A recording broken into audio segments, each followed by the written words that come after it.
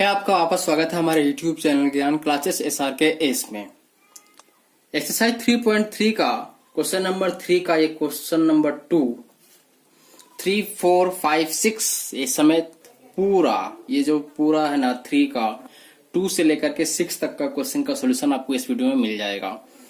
Question कहता है कि दो संपूरक कोणों में संपूरक कोण, देखिए संपूरक कोण का जो युग्म होता है, दोनों का जो जोड़ होता है वो कितना होता है, 180 डिग्री का होता है। ठीक है, मैं बड़ा कोण छोटे कोण से 18 डिग्री अधिक है, उन्हें ज्ञात कीजिए। ठीक है, चलिए तो इसका सॉल्यूशन शुरू करने से पहले अगर आप इस चैनल पे नए व्यूअर हैं, चैनल को सब्सक्राइब कीजिए, लाइक कीजिए and press the bell icon to get our latest video. Okay, now start. चलिए इसका सॉल्यूशन देखते हैं कि इसका सॉल्यूशन क्या कहता है, किस प्रकार से इसका हम लोग सॉल्यूशन करेंगे। तो पहला क्वेश्चन का ये सॉल्यूशन है, सॉरी दूसरा का है। दो संपूरक कोण, पहले कोण को मान लेते हैं। ठीक है, कि माना कि एक कोण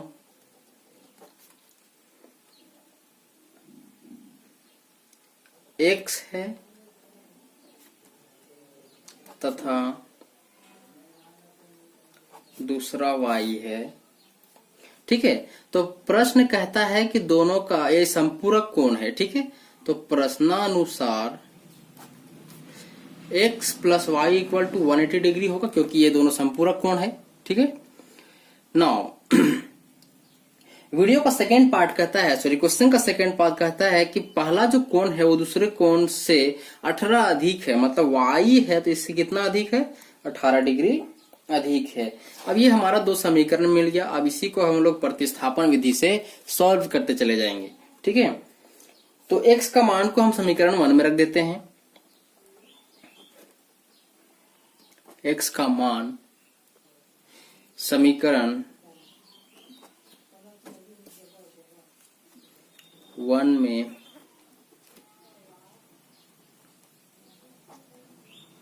रखने पर तो x इक्वल टू कितना लिखना है हम लोग को, y प्लस 18 डिग्री। ना y plus 18 plus Y equal to 180 degree. ठीक है, यहां से y का वैल्यू हमको मिल जाएगा, या हम उसी चीज को लिख सकते हैं कि 2y equal to 180 degree minus 18 degree. ठीक है, अब ऐसा करने के बाद ये हो जाएगा 2y equal to 162 degree, then y equal to हो जाएगा 160 बाय 2। ये जब आपको काटोगे तो आएगा 81। नाउ y का मान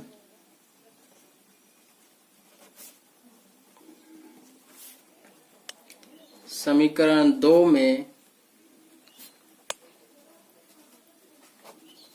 रखने पर, समीकरण 2 में रखने पर क्या हो जाएगा, हमारा था x equal to Y plus 18, then y is now 81 degree, therefore 81 degree plus 18 equal to हो जाएगा आपका 99 डिग्री। ठीक है, तो इस प्रकार से आपका पहला और दूसरा जो कोण था वो दोनों निकल गए। लिखेंगे पहला कोण कौन था, x बराबर 99 डिग्री और दूसरा कोण y बराबर 81 डिग्री। देखिए दोनों को जब जोड़िएगा तो ये 180 डिग्री हो जाएगा, मतलब ये संपूरक कोण हुआ और आंसर मतलब मेरा सही है। अब आते हैं क्वेश्चन नंबर 2 पे, सॉरी क्वेश्चन नंबर 3 पे। क्वेश्चन कहता है कि एक नगर में टैक्सी का भाड़ा में अतिरिक्त चली गई दूरी पर भाड़ा सम्मिलित किया जाता है। 10 किलोमीटर के लिए भाड़ा 105 रुपया है और 15 किलोमीटर के लिए भाड़ा 155 रुपया है। नियत भाड़ा तथा प्रति किलोमीटर भाड़ा ज्ञात कीजिए और एक व्यक्ति को 25 किलोमीटर दूरी तय करने में कितना पैसा देना पड़ेगा। तो इसका सोल्यूशन शुरू करते हैं। लिखते हैं माना कि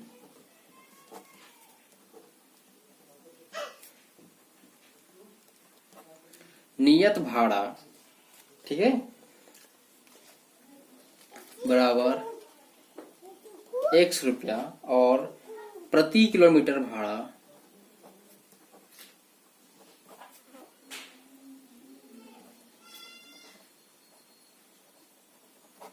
y रुपया है। ठीक है, तो प्रश्नानुसार क्या कहता है, लिखेंगे प्रश्नानुसार। प्रश्नानुसार क्या है कि पहला जो रेट पड़ता है 10 किलोमीटर का, ठीक है, उसमें लगता है 105 रुपया। तो ये हमारा हो जाएगा, नियत भाड़ा तो लगेगा ही, ठीक है, प्लस ये 10 किलोमीटर का भाड़ा। ठीक है, तो x प्लस 10 किलोमीटर का हो जाएगा 105 रुपया। ठीक है, और बाकी जो है वो अगला 15 किलोमीटर नेक्स्ट में जो दिया हुआ है कि 15 किलोमीटर चलने पर ये हो जाएगा आपका 155 रुपया। ठीक है, तो समीकरण 1 और 2 आपको दोनों मिल गया है, ये 155 समीकरण 1 और समीकरण 2। यहां से आप x का वैल्यू निकाल लेना और उसको फिर y इसका क्वेश्चन नंबर 2 में इक्वेशन नंबर 2 में बिठा दीजिएगा।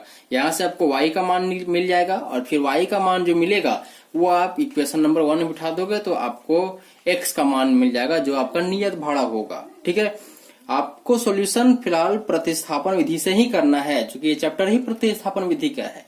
ठीक है, तो ये हमारा हिंट है, आप यहां से आगे सॉल्व करो। अगर पीछे का बात सुनाया होगा तो यहाँ के बाद से आसानी से सॉल्व आप कर सकते हो।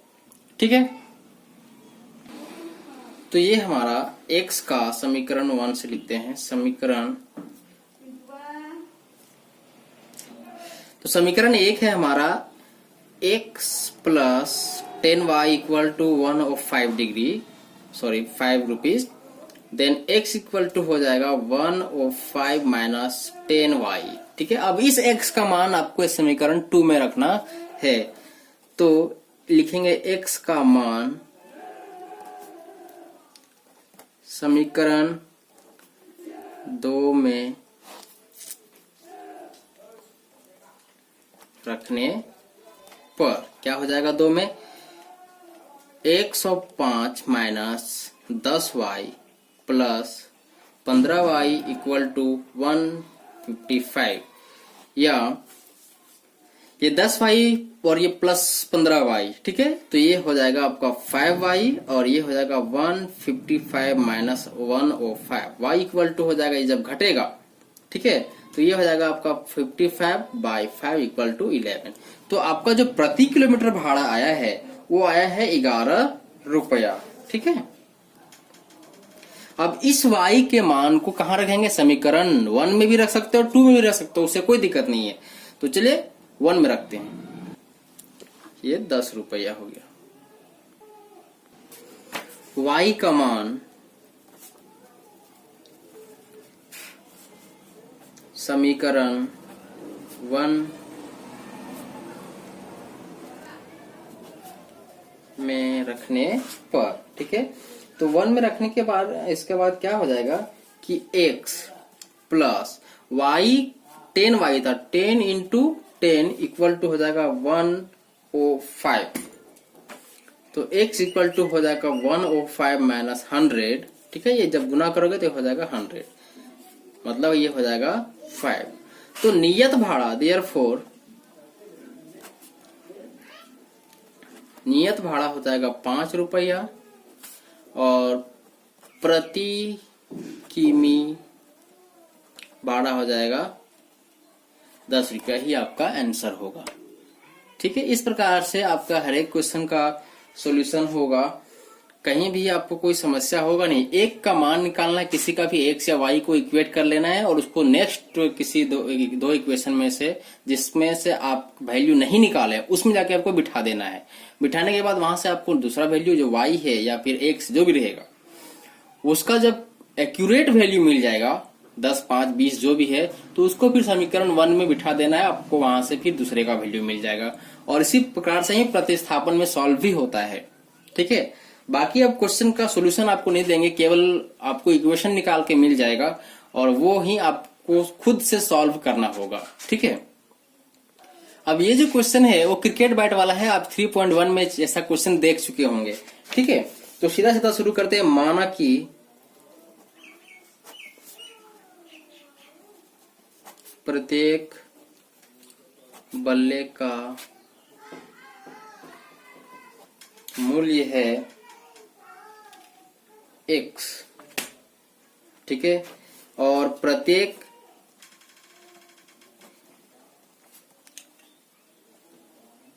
गेंद का मूल्य है y रुपया, ठीक है। तो प्रश्न कहता है, प्रश्नानुसार 7 बल्ला, ठीक है, और 6 गेंद, तो 7 बल्ला का मूल्य कितना होगा, 7x हो जाएगा, और 6 गेंद का मूल्य 6y हो जाएगा, और टोटल खर्च कितना हुआ था, तो मेरा हुआ था 3800 रुपए। एक ये क्वेश्चन, और दूसरे पार्ट में क्वेश्चन कहता है कि बाद में उसने 3 बल्ला और 5 गेंदा, तो 3 बैट का दाम 3x हो जाएगा, और 5 गेंद का दाम 5y हो जाएगा, इक्वल टू 1750 रुपए। ये हो गया समीकरण 1 और ये हो गया 2, ठीक है। अब यहां से आपको 1 और समीकरण 1 से 7x plus 6y equal to 3800 हो जाएगा।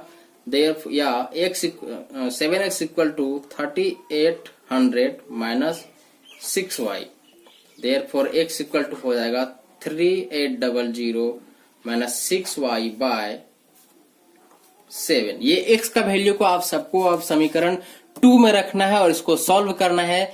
इस प्रकार से आपको सॉल्यूशन मिल जाएगा, ठीक है। अब आते हैं क्वेश्चन नंबर 5 पे। कहता है यदि किसी भिन्न में, तो भिन्न क्या होता है, a by B, c by B, d by D, या फिर x बाय वाई, कुछ भी मान सकते हैं। तो सबसे पहले हम लोग भिन्न को मान लेंगे, ठीक है। लिखेंगे माना कि, ठीक है, भिन्न का अंश जो है वो है x, ठीक है, और हर क्या है, y। तो हमारा जो भिन्न है वो क्या हो जाएगा,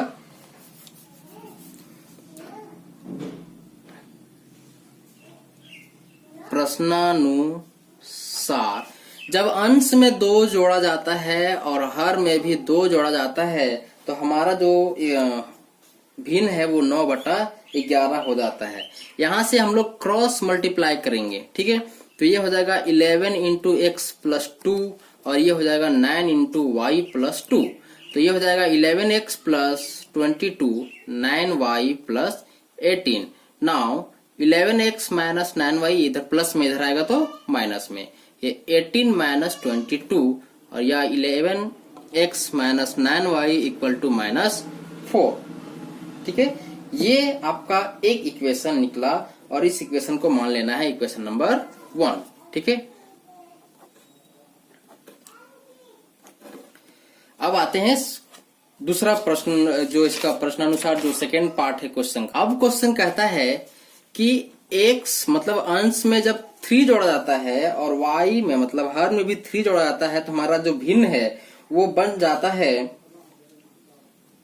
5/6, ठीक है। अब फिर से क्रॉस मल्टीप्लाई करेंगे, तो ये हो जाएगा 6x plus 18 and 5y plus 15। तो 6x minus 7y equal to 15 minus 18, या 6x minus 7y equal to minus 3। ये होगा समीकरण 2, ठीक है। अब यहां से आपको समीकरण 1 और 2 दोनों मिल चुका है। यहां से x का वैल्यू निकालिए और दूसरे में बिठा दीजिए, आपको सॉल्यूशन मिल जाएगा। देखिए ज्यादा प्रॉब्लम होता है इक्वेशन को निकालने में, अगर इक्वेशन आप निकाल लेते हो तो आगे सॉल्यूशन आप कर लोगे, ठीक है। अब आते हैं क्वेश्चन नंबर नेक्स्ट पे, जो है हमारा 6 नंबर क्वेश्चन।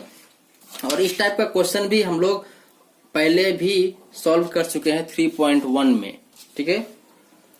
तो क्वेश्चन कहता है कि जैकब का जो 5 वर्ष बाद जैकब की आयु उसके पुत्र की आयु से 3 गुनी हो जाएगी या हो जाती है। 5 वर्ष पूर्व जैकब की आयु उसके पुत्र की आयु की 7 गुनी थी, तो उनका वर्तमान आयु ज्ञात कीजिए। तो वर्तमान आयु दोनों को पहले मान लेते हैं। माना कि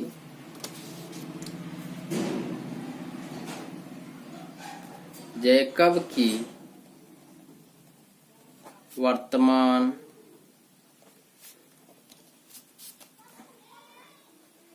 x वर्ष है, ठीक है, और पुत्र की वर्तमान आयु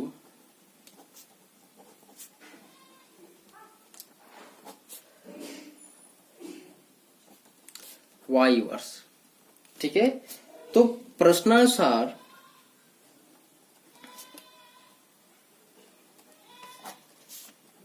पांच वर्ष पहले कहने का मतलब ये है कि इसका वर्तमान आयु में से 5 साल पीछे मतलब घट जाएगा और इसका भी घट जाएगा, मतलब ये हो जाएगा x माइनस 5। ठीक है,